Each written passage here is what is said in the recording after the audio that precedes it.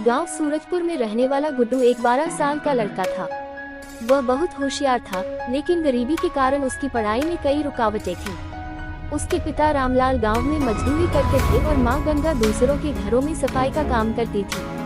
उनके पास ज्यादा पैसे नहीं थे, लेकिन गुड्डू के सपने बड़े थे। वह पढ़ लिख कर कुछ बनना चाहता था, ताकि अपने परिवार की गरीबी दूर कर सके। गुड्डू के 3 अच्छे दोस्त थे, मनीष, सोहन और रानी। ये चारों साथ में स्कूल जाते, खेलते और मिलकर सपने देखते थे कि बड़े होकर वे अपने गांव को बदल देंगे। लेकिन मुश्किलें इतनी आसान नहीं थी। गुड्डू की जिंदगी में सबसे बड़ी समस्या ये थी कि उसके पास पढ़ने के लिए किताबें और स्कूल ड्रेस नहीं थी। उसके जूते भी फटे हुए थे, लेकिन वो कभी शिकायत नहीं करता था। स्कूल में कई बच्चे उसका मजाक उड़ाते थे, खासकर गांव के अमीर जमींदार के बेटे रवि और उसके दोस्त। रवि अक्सर कहता, गुड्डू ये सब सुनता, लेकिन चुप रहता। उसके दोस्त मनीष, सोहन और रानी उसे समझाते, गुड्डू, हमें इनकी बातों पर ध्यान नहीं देना चाहिए, हमें मेहनत करनी चाहिए। गुड्डू ने अपनी पढ़ाई जारी रखी। वह स्कूल के बाद गांव के एक बुजुर्ग शास्त्री जी के घर जाता, जो उसे मुफ्त में पढ़ाते थे। भाग 3, संघर्ष की शुरुआत। एक दिन गुड्डू के पिता बीमार पड़ गए। घर में खाने तक के पैसे नहीं थे।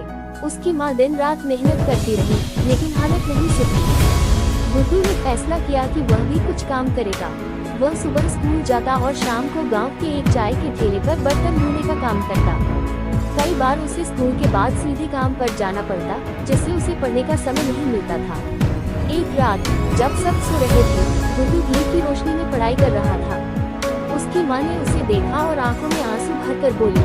गुड्डू मुस्कुराया और बोला। गुड्डू की मेहनत रंग लाने लगी। वह स्कूल की परीक्षाओं में टॉप करने लगा। टीचर्स भी उसकी मेहनत से खुश थे। एक दिन गांव में एक बड़ा परीक्षा प्रतियोगिता आयोजित हुई, जिसमें शहर के कुछ स्कूलों के बच्चे भी शामिल थे। विजेता को आगे पढ़ने के लिए छात्रवृत्ति मिलनी थी। गुड्डू ने परीक्षा दी, लेकिन वह डरा हुआ था। परीक्षा के दौरान रवि ने उसे चिढ़ाते हुए कहा, लेकिन गुड्डू ने अपने मन को शांत किया और मेहनत से सवाल हल किए। जब रिजल्ट आया, तो पूरे गांव में खुशी की लहर दौड़ गई। गुड्डू ने पहला स्थान प्राप्त किया था।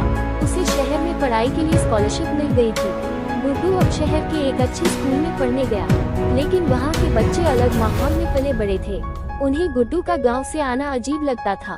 कुछ बच्चे उसे गंवार कहकर चिढ़ाते थे, लेकिन गुड्डू ने हार नहीं मानी। उसने पढ़ाई में पहले से भी ज्यादा मेहनत की। वह हर दिन घंटों पढ़ता और हर विषय में अव्वल आता। धीरे धीरे सभी को एहसास हुआ कि गुड्डू एक साधारण लड़का नहीं है। जो बच्चे पहले उसका